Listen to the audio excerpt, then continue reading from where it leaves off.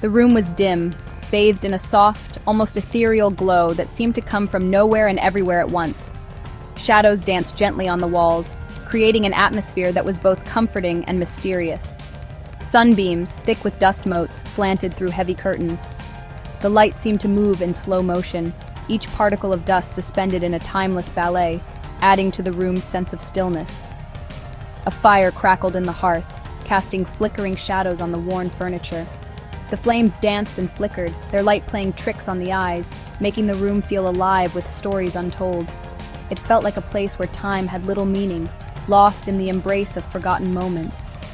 The walls seemed to whisper secrets of the past, each corner holding a memory, each object a relic of a bygone era. An old gramophone sat silent on a side table, its horn pointed towards the ceiling like a frozen trumpet call. It was as if it was waiting for someone to wind it up and let it sing once more, to fill the room with melodies of yesteryears. A half-finished tapestry lay abandoned on a frame, threads trailing like whispers of a story left untold. Each thread seemed to hold a piece of a forgotten tale, waiting for the hands that would never return to complete it. The air was heavy with unspoken words and the weight of the past. It was a room where time stood still, where every object, every shadow, and every beam of light seemed to be a guardian of memories long forgotten. He was tall and lean, sculpted with a certain rough elegance. His form was meticulously crafted, each line and curve telling a story of strength and resilience.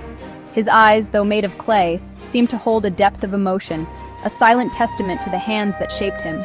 She was petite and graceful, her clay features molded with a delicate touch.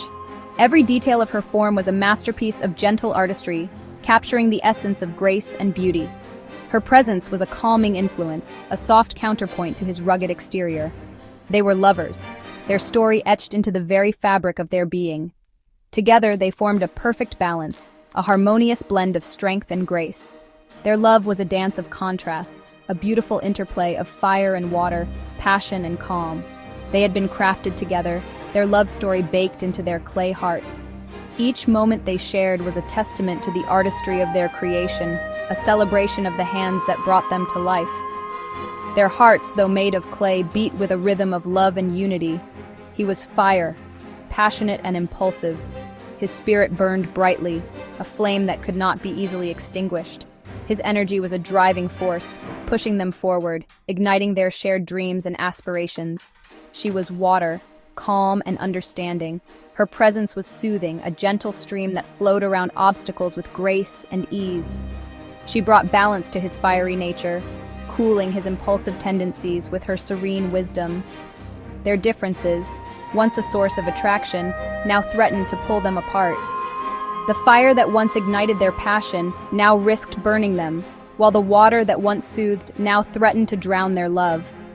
Yet in their hearts, they knew that their love was worth fighting for, a masterpiece worth preserving. It began with a whisper, a seed of doubt planted in her heart. He had been distant lately, lost in his thoughts. She saw the worry etched on his face, the way he avoided her gaze. "You seem troubled," she finally said, her voice soft as a summer breeze. He looked up, startled, then quickly looked away. "Nothing, my love," he mumbled, but his voice lacked conviction. "Don't lie to me," she said, her voice trembling slightly. "Tell me what's wrong." Her words hung in the air, heavy with unspoken accusations. He slammed his fist on the table, rattling the teacups. "It's nothing," he snapped. "Why can't you just leave it be?" The words stung, sharp and unexpected. Her eyes widened in hurt. "Is that how you speak to me now?" she whispered, her voice cracking. The silence stretched between them, thick with regret and unspoken apologies.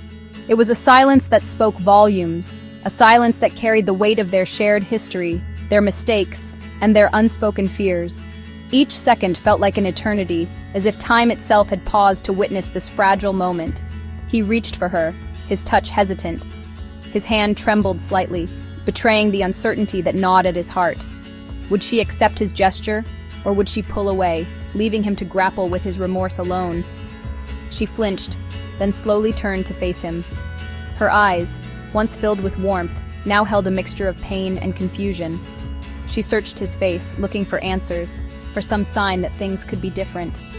"I just want to understand," she said, her voice barely a whisper. It was a plea, a desperate attempt to bridge the chasm that had grown between them.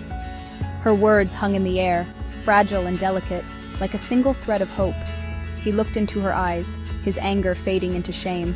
The walls he had built around his heart began to crumble, revealing the vulnerability he had tried so hard to hide. He knew he had to be honest, to lay bare his soul if there was any chance of healing. "I was scared," he admitted, his voice hoarse with emotion. The words were simple, yet they carried the weight of his deepest fears. He had been afraid of losing her, afraid of facing his own shortcomings, afraid of the unknown. He took a step closer, gently cupping her cheek in his hand. The gesture was tender, a silent promise that he was willing to change, to fight for their future. He hoped she could see the sincerity in his eyes. She leaned into his touch, a flicker of hope warming the chill in her heart. It was a small step, but it was enough to ignite a spark of possibility. For the first time in a long while, she allowed herself to believe that maybe, just maybe, they could find their way back to each other. The future was uncertain, the path ahead still shrouded in shadow.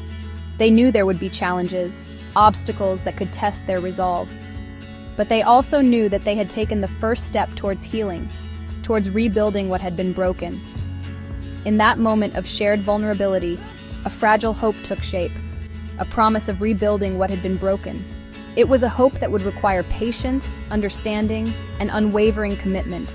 But as they stood together, facing the unknown, they knew that they were not alone. They had each other, and that was enough to begin again.